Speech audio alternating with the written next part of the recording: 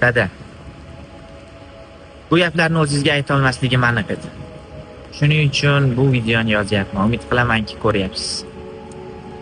To'g'ri, men sizga dadamga deb mashina sovg'a qila olmayapman yoki-da 2 xonali uy yoki biron joyga safar. Lekin siz faxrlanishingiz uchun harakat qilayotganim aniq. Buni sezyapsiz degan umiddaman. Qachondir shu meni o'g'lim, bu meni o'g'lim yoki-da ha u bola sizni o'g'lingizmi deganda faxr hissi sizda ham bo'lishini xohlayman.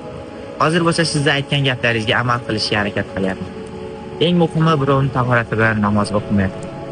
Gapni qissa qiladigan bo'lsam, siz har doim bizni baxtimizga sog' salomat bo'lishingizni, hali ko'p muvaffaqiyatga erishsam yonimda bo'lib duo qilib turishingizni onam bilan birgalikda xohlayman.